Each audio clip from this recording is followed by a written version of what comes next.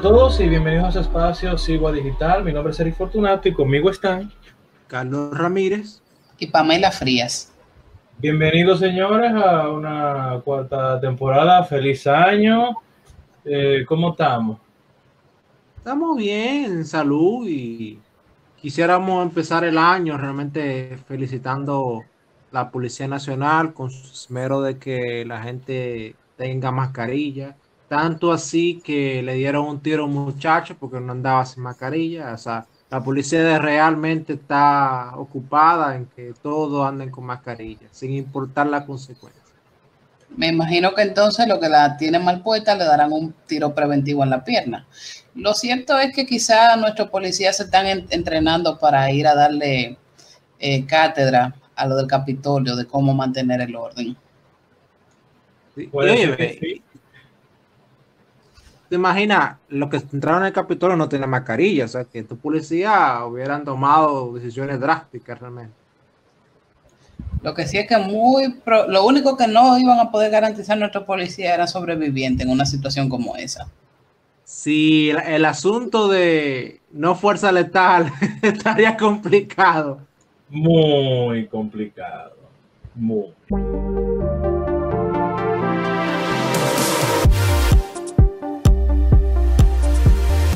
Saludos a todos y bienvenidos a República 21. En el episodio anterior finalizamos el año y la temporada número 3 revisando el 2020. Lo que no nos estábamos esperando era terminar el 2020 e iniciar el 2021 como estábamos en marzo pasado. Vamos para 10 meses con estado de emergencia y se hace, creo que propicio, que como que aprendamos un poquito más de esta prerrogativa del Poder Ejecutivo, porque así como luce esto, como que va para largo. Pamela, háblanos un poquito, explícanos un poco de esos estados de excepción y eso. Bueno, como tú bien mencionas, Eric, el COVID-19 vino y no contábamos con su astucia. Esta situación a nivel mundial ha sido subestimada. Muchos estimábamos y esperábamos que luego de unos cuantos meses de encierro serían suficientes para poder controlar la pandemia. No obstante, a la fecha, el COVID, tan solo en Estados Unidos, ha causado más muertes en un año que todos los accidentes de tránsito registrados en 9 años en ese país. Esto conforme a los datos ofrecidos por el doctor Fahim Younes, uno de los colaboradores del COVID Data Tracker. En la gráfica que él mostró en Twitter, en Estados Unidos durante 9 años en accidentes de tránsito han fallecido 325.412 personas. Y el año pasado de COVID fallecieron un total de 332.246, lo cual nos da una idea de la gravedad del asunto, por lo menos en Estados Unidos. Es importante, yo creo, destacar, porque quizá nadie sabe dónde está ese data tracker. Esas no son la gente del Centro de Control de Enfermedades, el famoso CDC. Sí, correcto. Esa es del Centro de Control de Enfermedades de los Estados Unidos, ciertamente. Entonces, ciertamente las repercusiones a nivel social, político y económico de esta pandemia no han sido la excepción para la República Dominicana, al punto de que ha llevado a muchas personas a cuestionarse sobre la efectividad, la legitimidad y el alcance del estado de emergencia y el toque de queda. Es por esto que en la entrega de hoy estaremos hablando sobre los estados de excepción, el toque de queda, las facultades y alcance del Poder Ejecutivo y el alcance conforme a la Constitución y a la Ley 2118, que es la que regula los mismos. En lo que concierne a la Constitución Dominicana, esta cuenta con un título, el título 13, que es dedicado exclusivamente a los estados de excepción, el cual define, o los cuales define, como aquellas situaciones extraordinarias que afecten gravemente la seguridad de la nación, de las instituciones y de las personas frente a las cuales resulten insuficientes las facultades ordinarias. O sea, cuando se provoca una situación que quizá la policía o el ejército por sí solo no pueda resolver, pues ahí entrarían los estados de excepción. El presidente de la República, con la autorización del Congreso Nacional, podrá declarar los estados de excepción en sus 3 modalidades: el estado de defensa, el de conmoción interior y el estado de emergencia. Aparte de la Constitución, está la Ley Orgánica 2118, que trata sobre la regulación de los estados de excepción contemplados por la Constitución, y básicamente es una réplica de lo que dice la Constitución con quizá una que otra cosa. Cabe destacar que los estados de excepción solo pueden declararse en situaciones frente a las cuales resulten insuficientes las facultades o los medios ordinarios de los cuales dispone el Estado para poder afrontarlas. Otro aspecto importante que hay que tener en cuenta es que la declaratoria de los estados de excepción y los actos adoptados durante ellos están sometidos al control jurisdiccional del orden constitucional. ¿Qué quiere decir esto? Que si bien hay ciertas libertades que se restringen y hay ciertas facultades o atribuciones que se puede tomar el presidente de la República o el Congreso durante esos estados de excepción, esto no quiere decir que queda totalmente a su discreción, sino que están sometidos, en cierto modo, al control constitucional, o sea, a lo que establezca el Tribunal Constitucional. Entonces, Pamela, yo puedo ir mañana y ir a someter un recurso ante el Tribunal Constitucional para frenar el Poder Ejecutivo durante el estado de emergencia. Sí, tú pudieras hacerlo, siempre y cuando, obviamente, tú presentes los argumentos lo suficientemente sólidos como para que el Tribunal Constitucional acoja tu solicitud, porque muchas personas a veces se intimidan que no, que fulanito interpuso una demanda al tribunal. Cualquiera puede ir a un tribunal a interponer un recurso, pero de ahí a que el tribunal te lo acepte, ya eso es otra cosa. Otro aspecto que hay que tener en cuenta es que los estados de excepción no eximen del cumplimiento de la ley y de sus responsabilidades a las autoridades y demás servidores del Estado, quienes podrán comprometer su responsabilidad política, civil, administrativa y penal de acuerdo con la falta cometida. O sea que por el hecho de que hay una declaratoria de un estado de emergencia, no es tampoco como que un ejemplo, un ministro o un director de una institución pública tiene luz verde para hacer, un ejemplo, proceso de compras y contrataciones irregulares o para tú salir a matar gente porque sí. O sea, aún, sobre todo las autoridades mantienen todavía, o sea, no están exentas de cumplir con lo que establece la ley y las responsabilidades que estos tienen como servidores públicos. Eso que tú dices, eso que tú dijiste ahora mismo me recuerda como que yo no sé hasta qué punto ellos tenían toda la libertad de hacer toda la compra de emergencia para salud pública antes de que llegara este gobierno. Acabo de tener muchos flashbacks del gobierno pasado. Bueno, los entiendo.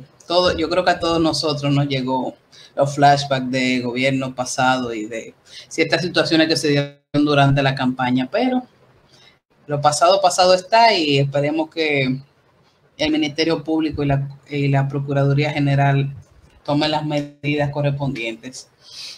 Entonces, retomando con lo que establece la Constitución, esta define 3 estados de excepción. Tenemos, en primer lugar, el estado de defensa, que este es el que ocurre cuando la soberanía nacional o la integridad territorial se ven en peligro inminente por agresiones armadas externas. Entiéndase, una nueva invasión yanqui, por ejemplo. Durante este estado de defensa y durante los otros estados de defensa, los otros estados de excepción que también contempla la Constitución, hay 12 derechos esenciales que no pueden suspenderse bajo ninguna circunstancia, que son el derecho a la vida, a la integridad personal, la libertad de conciencia y de cultos, la protección a la familia, derecho al nombre, los derechos del niño, los derechos a la nacionalidad, derechos de ciudadanía. Se mantiene la prohibición de esclavitud y servidumbre, o sea, porque estemos en guerra, por un ejemplo, una invasión extranjera, eso no quiere decir que los soldados o los combatientes que tú captures los puedes utilizar como esclavos. El principio de legalidad y de irretroactividad de las leyes, el derecho al reconocimiento de la personalidad jurídica y las garantías judiciales, procesales e institucionales que son indispensables para la protección de los derechos anteriormente mencionados. Entonces, Pamela, la gente que vive hablando que no van a fusionar con los haitianos, que la invasión haitiana, entonces ellos no podrían acogerse a eso, ¿no? No, en absoluto. O sea, si vienen mañana y deciden invadirnos Haití o quien sea, porque no estamos exentos, uno habla de Haití, pero puede ser cualquier otro país, eso no da derecho a que nosotros, en pos de nuestra defensa, atropellemos esos derechos esenciales que hemos mencionado anteriormente. No es como que tú lo vas a agarrar y lo vas a esclavizar. Hay un grupo de personas que siempre estamos preocupados por eso, pero viendo los derechos esenciales, hay varios derechos esenciales que entonces ellos no pueden acogerse a sus deseos. Exacto. Ojo, que el derecho a la vida tiene una excepción, que es cuando se trata de defensa propia. Tampoco es que si vienen arriba a matarte, tú estás en plena libertad de defenderte siempre y cuando sea algo proporcional. Porque si a ti te dan una piedra, o sea, a ti te dan una pedra, no es para que tú lo acribilles a tiro. Debe de ser algo proporcional. Pero lamentablemente mucha gente se aprovecha de la legítima defensa para ejecutar asesinatos no tan legítimos. Entonces, el segundo estado de excepción contemplado en la Constitución es el estado de conmoción interior, que ocurre en casos de grave perturbación del orden público que atente de manera inminente contra la estabilidad institucional, la seguridad del Estado o la convivencia ciudadana, y que no pueda ser conjurada mediante el uso de las atribuciones ordinarias de las autoridades. Se caracteriza porque puede ser declarado en todo o en parte del territorio nacional. O sea, asumamos que, por ejemplo, en San Francisco, que son bastante revoltosos, deciden hacer una huelga por la razón que sea y se sale de control y, por ejemplo, las fuerzas policiales no pueden controlarlo. Entonces, en ese caso, el Poder Ejecutivo puede declarar un estado de conmoción interior para San Francisco de Macorís. Una de las cosas que me llama la atención es que durante este estado, una de las facultades que tiene el Poder Ejecutivo o las autoridades es que pueden intervenir toda clase de medios de comunicación, probablemente en pos de evitar cualquier tipo de propaganda o incitación a la violencia que pudieran estar causando personas desaprensivas. Durante el estado de conmoción interior, también podrán tomarse una serie de medidas siempre y cuando estas resulten indispensables para mantener el orden público, que son limitar la circulación o permanencia de personas o vehículos en determinados lugares u horarios, practicar registro de todo tipo de bienes, o sea, allanamientos, detener a cualquier persona que resulte sospechosa de perturbar el orden público. Sin embargo, esta detención no podrá, en ningún caso, exceder de 10 días sin que el detenido sea presentado ante las autoridades. O sea, si a ti te agarraron mal puesto en una zona donde se registró algún disturbio y la policía entiende que tú eres sospechoso, ellos te pueden detener, pero tienen 10 días para presentar pruebas o presentarte ante las autoridades para que se agote el debido proceso judicial, y en caso de que no lo hagan, deben de liberarte. En 10 días pasan muchas cosas. Bueno, en teoría. 10 días preso, como que... 10 días preso y un año, no. Creo que se siente la misma tortuosidad. La cuarta medida es intervenir toda clase de comunicaciones, que ya la mencionamos, incluidas las postales y telefónicas. Las postales, bueno, me imagino que serían comunicaciones electrónicas ya más actuales. Intervenir y controlar toda clase de transporte. Someter a autorización previa, prohibir o disolver la celebración de reuniones y manifestaciones. Incautar toda clase de armas, municiones o explosivos. Y ordenar la intervención y suspensión de actividades de industrias o comercios. Entonces, la gente que manda fake news por WhatsApp, ¿le podrían caer arriba con eso, no? Sí, ciertamente, y pudieran intervenir y limitar sus comunicaciones, considerando que muchas veces este tipo de fake news lo que trae como resultado es disturbios o intranquilidad generalizada. No sé si recuerdan al principio de la pandemia que circuló un audio de un periodista reconocido en el cual decía que iba a haber un cierre total y la gente se volvió loca y acabó con todo en los supermercados. Bueno, no, y ni hablar que por ahí anda uno diciendo que con agua de limón y no sé qué otra diantre se puede curar coronavirus. También. Pero esos son quizá un poco menos nocivos y por ende todavía siguen circulando, aunque nunca está de más que el Ministerio de Salud Pública desmienta o confirme este tipo de informaciones.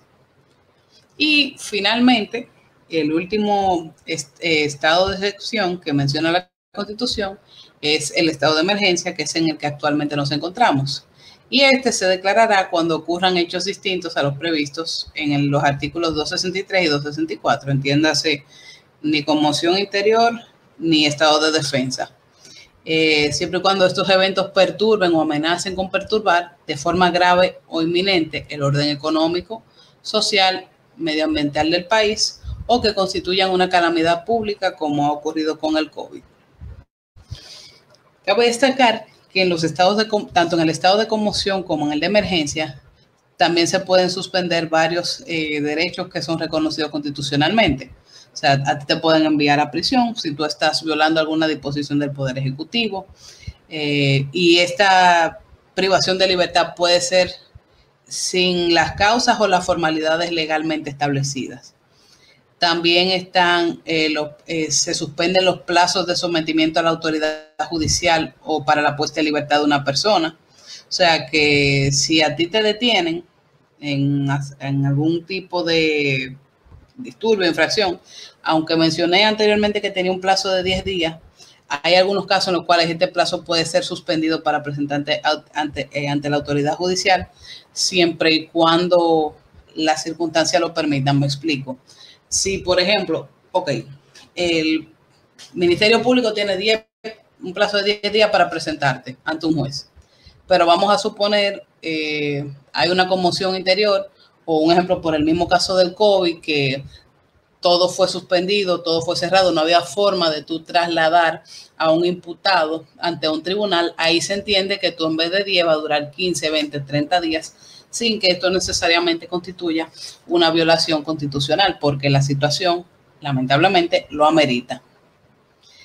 Ahí también está lo que es la suspensión del traslado desde establecimientos carcelarios u otros lugares, la presentación de detenidos, todo lo relativo con el recurso de habeas corpus, la inviolabilidad del domicilio y de recintos privados. O sea, que si la policía, que eso es algo que estamos viendo mucho en esto del toque de queda, entiende que dentro de un domicilio o de un recinto privado se están violando las disposiciones, ellos pueden perfectamente entrar sin que esto suponga un atentado contra derechos a la privacidad o el derecho la inviolabilidad de domicilio. También puede quedar suspendida la libertad de tránsito, la libertad de expresión, las libertades de asociación y de reunión, o sea, usted no tiene derecho al teteo, y la inviolabilidad de correspondencia también se ve afectada si las circunstancias así lo ameritan. Pero también hay que señalar que tan pronto han cesado las causas que dieron lugar al estado de excepción, el Poder Ejecutivo declarará su levantamiento y el Congreso Nacional, habiendo cesado las causas que dieron lugar al estado de excepción, dispondrá del levantamiento si el Poder Ejecutivo se negare a ello.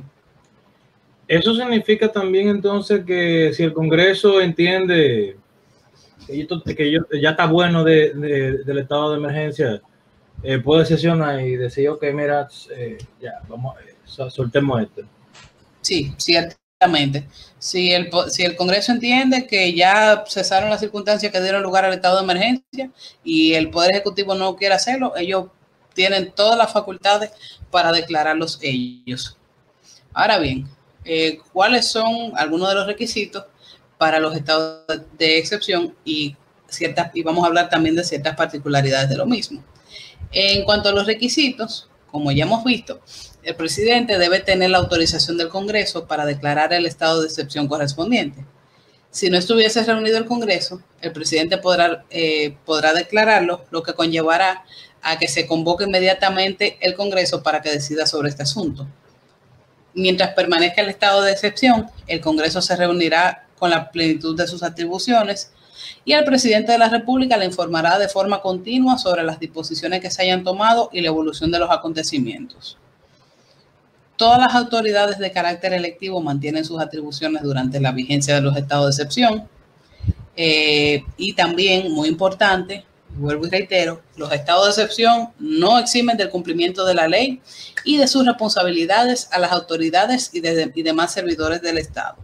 Por más excepcional que sea la circunstancia o el motivo que haya dado lugar al estado de excepción, igual se mantiene el cumplimiento de la ley y las responsabilidades. Otro aspecto a resaltar es que la declaratoria de los estados de excepción y los actos adoptados durante los mismos están sometidos al control constitucional, y hay otra sección que no menciona la Constitución necesariamente en el capítulo de donde habla de los estados de excepción, sino cuando habla del derecho de propiedad, y que eso se encuentra en el artículo 51 de la Constitución. En esta se establece que ninguna persona puede ser privada de su propiedad sino por causa justificada de utilidad pública o de interés social, previo al pago de su justo valor, determinado por acuerdo entre las partes o sentencia de un tribunal competente, de conformidad con lo que establece la ley. Cuando una propiedad es declarada de utilidad pública durante un estado de emergencia o de defensa, esta indemnización podrá no ser previa. O sea, vamos a suponer, tú tienes un terreno en un lugar X, y un ejemplo con esta situación que está pasando del COVID, el gobierno necesitaría ese terreno donde tú tienes tu propiedad para, un ejemplo, construir un hospital o un centro de aislamiento para caso de COVID. En vez de pagarte el dinero antes, pudiera pagártelo después, y esto no supondría ninguna violación constitucional. Pues no solamente los policías pueden hacerte una muy mala jugada, sino que si algún funcionario, valiéndose de esta prerrogativa, quiere hacerte un daño con un terreno, propiedad, podría hacer. O sea que con este asunto del estado de emergencia, Bueno, el daño quizás sería en el tema de la indemnización, que no te la darían previo a, pero igual tendrían que dártela, y en principio debe ser pagado su justo valor, el cual va a ser determinado o por un acuerdo entre las partes o mediante sentencia de un tribunal competente. O sea que tampoco la persona queda tan desprotegida como pudiera parecer. pero lo que va y viene el hacha. Ah, sí, puede pasar un tiempo antes de que tú puedas cobrar ese dinero. En esa parte sí. Dejando un poco de lado lo que es la Constitución, voy a mencionar algunas de las particularidades que menciona la ley 2118, como por ejemplo el artículo 28, que mucha gente entiende que el presidente, que cada 45 días, que ya está bueno. Esta ley le otorga una prórroga al Poder Ejecutivo en caso de que persistan las causas que dieron lugar a la declaratoria del estado de excepción. En ese caso, si se mantienen las circunstancias, como por ejemplo nosotros ahora mismo con el COVID, el Poder Ejecutivo le podrá solicitar al Congreso cuantas veces sea necesario, así establece la ley, la prórroga del estado de excepción con 5 días de antelación a la finalización del periodo originalmente establecido. O sea, recientemente se aprobó por 45 días la extensión del estado de emergencia. A los 40 días, o más tardar a los 40 días, el presidente debe de solicitar una nueva prórroga si así lo entiende pertinente. O sea que si al presi le da la gana y el Congreso lo aprueba, nosotros podemos estar en estado de emergencia hasta el 16 de agosto del 2024. Pudiéramos estarlo, sí. No tanto porque al presi le da la gana, sino porque si se demuestra que se mantienen las causas que dieron lugar a la declaratoria del estado de excepción.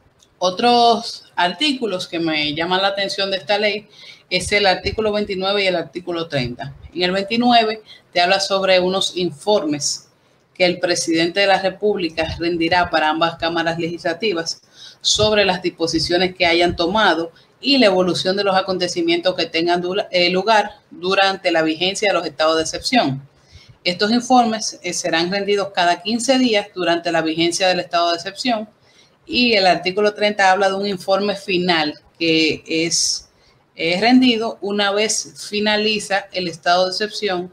El presidente de la República, en un plazo de 10 días, rinde este informe al Congreso sobre todos los acontecimientos y decisiones tomadas durante el estado de excepción. Este será colocado en el orden del día próximo del Congreso sin más trámites. Ahora, sería interesante ver la publicación de estos informes, sobre todo durante el gobierno pasado. ¿Qué ustedes creen? Por lo menos yo no lo he visto el primer informe. No sé dónde estarán publicándolo, pero yo no lo he visto. Y cada vez, y esos informes, porque los parciales me imagino que se rinden cada vez que hay uno, ¿no? Se pide una prórroga, o en qué momento que tienen que entonces. No, se supone que cada 15 días durante la vigencia del estado de excepción, el presidente debe de rendir un informe a ambas cámaras. Y ya cuando finalice, o sea, los 10 días de haber, en un plazo de 10 días, rinde un informe final una vez ha finalizado el estado de excepción. Pero hasta donde yo sé, ni de la gestión anterior ni del gobierno actual, o por lo menos no de manera pública, se tiene conocimiento de estos informes. O sea, que ellos van, dicen, mira, hacen la cartica, y hasta ahora nada más sido con esa cartica de que, mira, tú sabes de todo dato, necesito que tú me des una prórroga. Ya. Básicamente. No, y también las medidas, y también de las medidas que se hayan tomado para que también, o sea, el proceso en principio debe ser lo más transparente posible y que no se vaya a aprovechar el Poder Ejecutivo del estado de emergencia para hacer algún tipo de irregularidad. Sí, es sumamente importante ver eso, porque uno no sabe si se pusieron muy contentos. O sea, uno asume y percibe la realidad y jura y perjura, pero hasta que no te ponga un informe para uno constatar y que tenga algún tipo de evidencia, pero de verdad que sería bueno ver un informe y, como tú decías, también verlo del gobierno anterior, si es que en algún momento lo digo. Yo no sé si ya lo puedan entregar porque ya se fueron. Ciertamente, eso es un tema ahí.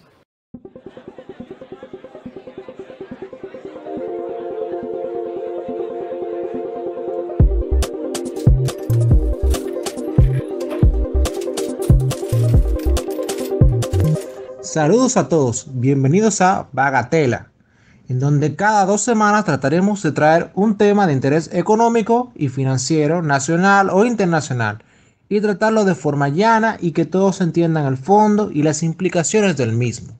En el episodio anterior cerramos el año haciendo un recuento de todos los temas tratados y las situaciones que se dieron en el año pasado, que se podría decir que ya mencionarlo es una mala palabra de tan traumático que fue para todos nosotros. Vamos a empezar el año un poco teórico. Hacer hipótesis de qué va a pasar este año. No, digo teórico en el sentido de que vamos a hablar de teoría económica de alto orden. O sea, ya no simplemente conceptos, sino ya teoría económica. Concretamente, la crítica que le hace Michal Kalecki al concepto de eficiencia marginal del capital que introduce John Maynard Keynes en su teoría general en 1936. Keynes define este concepto como la relación entre el rendimiento probable de un bien de capital y su precio de oferta o de reposición. Es decir, la que entre rendimiento probable de una unidad más de esa clase de capital y el costo de producirla. Nos da la eficiencia marginal del capital de esa clase. Espérate un momento ahí, Carlos. Vamos por partes, que está bien que yo hablo mucho idioma, pero esto como que no lo entendí. Dímelo en español ahora. Bueno, sí, vamos por partes. Lo primero es que capital, en el idioma que hablamos los economistas, se refiere a maquinaria y otras cosas destinadas a producir bienes finales o bienes intermedios. En una fábrica de ropa, una máquina de coser es capital, para irnos a lo gráfico. Cuando hablamos de rendimiento, es que, siguiendo con el ejemplo, ¿qué beneficio nos deja la operación de esa máquina de coser? Ya pasando a lo marginal, se refiere a que cómo varía esa rentabilidad al agregar otra máquina de coser o reponerla con un modelo más moderno. Por tanto, dice Keynes, que la inversión depende de los rendimientos esperados, siempre que el tipo de interés de mercado sea superior a esos rendimientos. La inversión caerá. Es decir, según si la tasa de interés es más alta de lo que el empresario desea ganar por invertir, este postergará esta inversión. Ya paralelo a esto, se entiende que desde la perspectiva de la escuela de esta escuela de pensamiento económico, el tema sea mantener lo más bajas posible la tasa de interés, porque si la tasa de interés está baja, es más probable que los rendimientos esperados de los empresarios sean más altos que la tasa de interés, por lo cual la inversión crezca y la economía crezca. Bajo esta escuela de pensamiento económico. Pero un panita que escribió mucho antes que él, que se llama Bastiat, estaría completamente en desacuerdo porque todo lo contrario, o sea, en el asunto de las máquinas y eso, invertir y eso, si aparece algún nuevo modelo que me va a, mí a reducir los costos, yo voy a invertir porque yo voy a tener más eficiencia para trabajar y voy a tener que tener menos personal, o con la nueva máquina una persona va a poder hacer el mismo trabajo o más trabajo y voy a poder producir más. O sea, hay un incentivo para poder invertir, así que yo no creo que el asunto se reduzca. Todo lo contrario, hay un incentivo. Ahora, ya creo que entiendo lo que decía Keynes. ¿Cuál fue la crítica que le hizo ese economista de nombre tan raro? Bueno, el nombre es raro porque él es polaco. O sea, Kalecki nació en un pequeño pueblo polaco en 1899. A Kalecki se le reconoce por sus contribuciones teóricas como la ecuación de los beneficios, la distribución de la renta y algunos planteamientos sobre economías planificadas. El padre era marxista, o sea, hay que tener claro eso. Por eso que él a veces sí es su sugerencia, economía planificada. Pero se le circunscribe básicamente a los post-keynesianos. A los post-keynesianos los citan mucho a él. Aunque él no era post-keynesiano, él era contemporáneo a Keynes. Uno de los aspectos que más se resalta es ese. O sea, él era contemporáneo a Keynes y llegó a tener las mismas conclusiones que Keynes en lo referente a la macroeconomía, incluso antes que Keynes las publicara. Pese a eso, cuando Kalecki lo conoció en persona a Keynes, le pareció sin importancia señalarle que sus publicaciones habían sido primero, cosa que es rara en el ambiente académico. O sea, el asunto de la academia, los intelectuales, le gusta mucho el posturing, o sea, decir, yo publiqué esto primero, o sea, que soy el que sé. Tú quizás me viste algo de lo mío y te copiaste, o sea, eso existe mucho en la academia. Y este señor, cuando se juntó con Keynes, no ni siquiera le interesó decirle que él ya había llegado a unas conclusiones parecidas antes de que él publicara su trabajo de la teoría general. Eso me hizo llamar la atención, una persona que realmente no le llamaba la atención esas grandes distinciones. Pero pese a tener muchas ideas en común con Keynes, él le hizo varias observaciones a su teoría, especialmente a lo que se refiere a la eficiencia marginal del capital. Kalecki señaló que en la eficiencia marginal del capital subyace un modelo estático, pese a que la inversión es un proceso dinámico. Así cuestiona que si existe un punto de equilibrio en el que la eficiencia marginal del capital igual al tipo de interés, las decisiones de inversión se tomarán en el desequilibrio, con una eficiencia marginal de capital mayor a 1. La nueva inversión genera una elevación del producto y de los precios.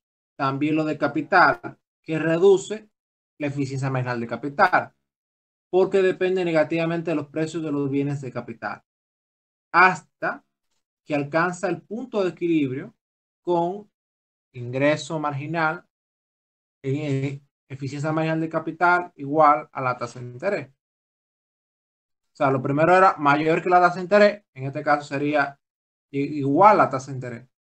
Para reactivar el ciclo es necesario un cambio en las expectativas que eleve ingreso en la eficiencia marginal al capital fuera del equilibrio y vuelve a incentivar la inversión y con ella la actividad económica mediante el multiplicador.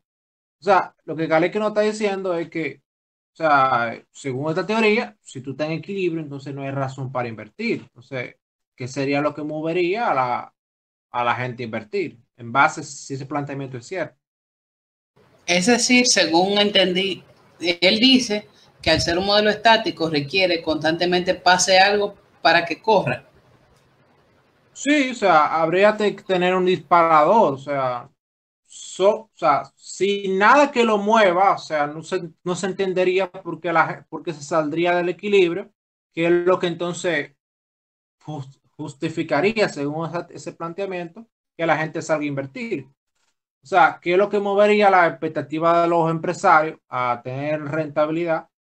¿Qué es lo que efectivamente lo distanciaría de la tasa de interés? Y entonces ellos harían inversiones. O sea, ese es el tema.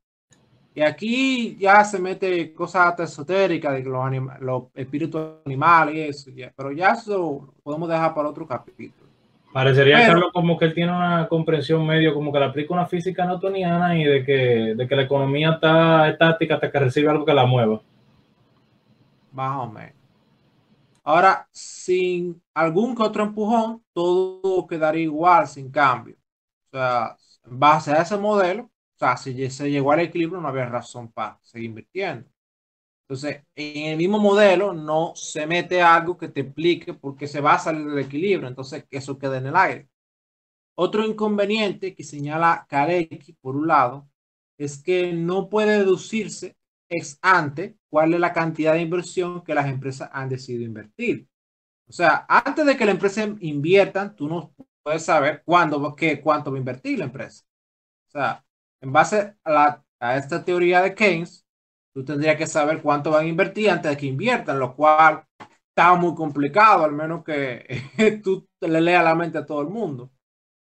Ahora, Kalecki dice que tú no puedes saber cuánto la empresa va a invertir porque no existe una función de decisiones de inversión. O sea, no existe una función, un cálculo de que tú puedas, mira, con tal dato y tal dato, entonces los empresarios este año van a invertir. Eso no existe. Entonces, propiamente dicha, sin esa función, solo quedaría que la gente invierta o no. O sea, sería totalmente arbitrario. La única cantidad de inversión que se infiere es la cantidad total que necesariamente se produciría para poder llevar al equilibrio. Por otro lado, dice Kalecki, el concepto de equilibrio es insatisfactorio para entender la dinámica de inversión, puesto que la aplicación de la toma de decisiones conlleva la modificación de los supuestos puntos de equilibrio, con la tasa relativa de precios de capital y otro tipo de interés que llevan los asociados. O sea, cuando la gente invierte, ya cambia las condiciones dadas. Entonces, ya como cambian las condiciones dadas, ya las condiciones para la próxima inversión son diferentes. Entonces, eso no se contempla en la teoría de Keynes. Otros autores como Minsky en 1975, una cosa que acotar, Minsky es post-keynesiano. O sea, él no es hater de Keynes ni nada por el estilo. Minsky reconoce que en ese capítulo, la teoría general, se vuelven las situaciones de equilibrio cuando el resto del libro es esencialmente dinámico. Esto quizás no se entienda en lenguaje cristiano, o sea, lo que está diciendo Minsky es que para irnos a lo gráfico, o sea, respecto a la teoría, es como echarle un salero entero a un yogur. O sea, tú un yogur te gusta porque es dulce y eso, la textura, y bueno, imagínate tú echarle un salero entero a un yogur, o sea, ya te sabe totalmente diferente. Asimismo, en una teoría general de Keynes que plantea explicar una evolución dinámica de la economía y una teoría de crecimiento que obligadamente es dinámico, como tú metes algo que es estático, entonces ahí no te cuadra el asunto. Es por estas cosas que diferentes autores influenciados por Kalecki concluyen que la visión keynesiana implica la construcción de agentes socialmente especificados con fundamentos institucionales que limitan el desconocimiento radical sobre el futuro. Por tanto, la teoría no debe olvidar las instituciones en las que se desarrolla la realidad que pretende estudiar, como señalan varios autores, que cualquier teoría debe tomar en cuenta realmente a qué instituciones se unen.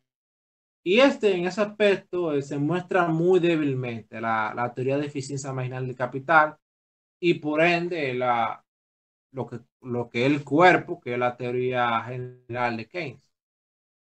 Ok, entonces ahora mucho más español, la platana, ¿no? Bueno, mucho más españoles. Mira, cuando se habla de fundamentos institucionales que limitan el desconocimiento radical sobre el futuro, lo que estamos hablando es que de alguna u otra forma el gobierno pueda ver el futuro y darle esa información a los agentes económicos. O sea, ese sería entonces lo que generaría la movilidad. O sea, la única forma de salvar la teoría es haciendo eso. Entonces, si resucitamos y contratamos a Walter Mercado, ¿eso no solucionaría ese problema? Bueno, lo primero que dudo que Walter pueda ver el futuro realmente, si no se hubiera sacado la loto. Yo tengo entendido que nunca se sacó la loto. Otro tema es que si saben algo de física, a muchos economistas les encantan las fórmulas físicas para meter la economía, lo cual Hayek y Mises han explicado que eso no es muy adecuado. Pero nada, como les gusta la física, habrán escuchado la paradoja del abuelo. O sea, yo creo que no hay que explicársela. Y es que este asunto de meterse en el tiempo genera mucho dolor de cabeza. Y una teoría que contemple un seguro ante el futuro no parece muy realista que digamos. O sea, tú plantearte de que, bueno, el futuro va a ser de tal forma, no, o sea, al final nadie sabe qué vaya a pasar, nadie sabía que iba a haber coronavirus, ni antes de la Primera Guerra Mundial nadie sabía que iba a haber guerra mundial, o sea, cosas así son imprevisibles, cosas que efectivamente alteran la decisión de inversión de los individuos y y de todo un grupo, todos los agentes económicos. Entonces no parece muy realista partiendo de sus supuestos. Ok, entonces, ¿qué explicación tendría que Marty McFly, para todo lo que vieron Volver al Futuro, intente como que viajar para acá y ver lo del COVID o más para adelante para tratar de como que salvar la economía? Bueno, el asunto es que cuando tú viajas al pasado para cambiarlo, entonces la razón por que tú viajas al pasado deja de existir. Entonces entramos otra vez en la paradoja. Y aquí es un gran problema. Y si ustedes vieron la película La Llegada de los extraterrestres estos que ven el futuro y el pasado y todo eso. Bueno, solamente asumiendo de que tú tengas una actitud neutral ante los sucesos que tú sabes que van a ocurrir, solamente así no cambiarían, como evidentemente la científica que aprendió a ver el futuro en esa película, que está en Netflix, la recomiendo. Muy buena, muy buena. Ella asumió una posición neutral al futuro que sabía que venía. Y ahí no le voy a hacer spoiler, tú ves. Bueno, eso más o menos un spoiler, pero básicamente ella asume una actitud neutral ante todo lo que sabe que iba a pasar. O sea, ella decidió disfrutar el momento sin cambiar el futuro, sabiendo que el futuro iba a desarrollarse. Y eso es un aspecto muy interesante.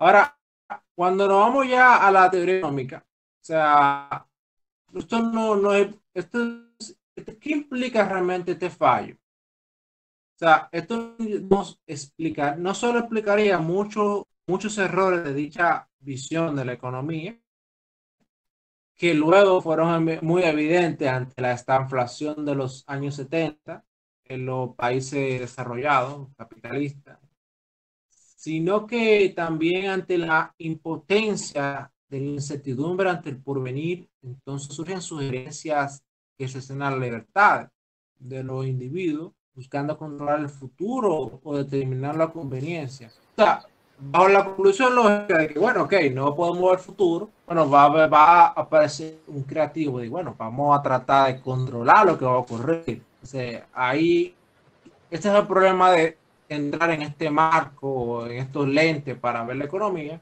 de que de una vez mucha gente se pone creativo y sale medidas no muy chéveres. Entonces, en situaciones como una pandemia, se quedarían en el aire, básicamente.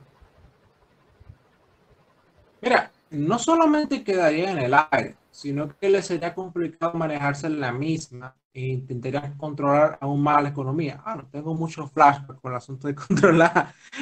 Me parece como que ha ocurrido mucho en esta pandemia. Ahora, no es de extrañarse que en la edición alemana de la teoría general se señale que en todo caso la teoría de la producción en su conjunto, que es lo que el siguiente libro pretende ofrecer, estoy citando textualmente, es mucho mucho más fácil adaptarse a condiciones de estado totalitario que la teoría de la producción e distribución, una producción dada bajo condiciones de libre competencia y laissez-faire. O sea, Keynes nos estaba diciendo que su teoría era más fácil aplicar bajo totalitarismo que bajo un régimen de libertad. Por lo cual, sus actuales, ¿no? Como pueden ver, sus sugerencias a los gobiernos en esta pandemia no han ido muy de la mano con las libertades civiles realmente. Y podemos ver casos como lo de este policía que le pegó un tiro a este joven por no andar con una mascarilla. Son cosas que en teoría es muy bonito. Vamos a controlar la población para tratar de bajar ciertos parámetros que determinamos, pero hay cosas que llevan en su esencia un resultado que al final va a ser arbitrario y que de tipo se pueden determinar que va a arbitrario. Por eso hay que tener cuidado realmente con qué teoría económica tú te casas o cuáles son los lentes que tú tomas para ver los problemas económicos, sociales o de salud como tenemos ahora con la pandemia del coronavirus, que esperamos que con esta vacuna, que como bien indico, el futuro era imprevisible, nada que la vacuna iba a llegar tan temprano y ya el futuro, ya la perspectiva han cambiado y van a seguir cambiando. O sea que eventualmente una teoría que planifique la economía, la única manera, como no se puede asegurar el futuro, eventualmente cae como bien el mismo autor del Keynes, cae en el totalitarismo, pues nada más funciona porque tú no puedes asegurar el futuro. Y como tú no puedes asegurar el futuro, para tú planificar, si yo no puedo asegurar el futuro, yo voy a controlar el futuro. Y la única manera de tú controlar el futuro es totalitarismo completo. Así que no hay libertad, no hay libre competencia. Lo que diga el totalitarista. Señores, esto ha sido muy bueno. Síganos en Spotify, YouTube, iTunes, Google Podcasts, iVoox, Amazon Music, Deezer y Mixcloud como Sigua Digital. Búsquenos en Facebook como Sigua Producciones y en Instagram como Sigua Digital. Danos like, síguenos y compártelo con tus amigos. Visita nuestro portal siguadigital.com, donde también encontrarás publicados todos los episodios que hemos grabado hasta el momento. Síguenos en Twitter, @siguadigital, y también puedes escribirnos a info@siguadigital.com. Y no dejes de hacernos tus preguntas en las diferentes plataformas. Gracias por escucharnos y esperen una próxima entrega.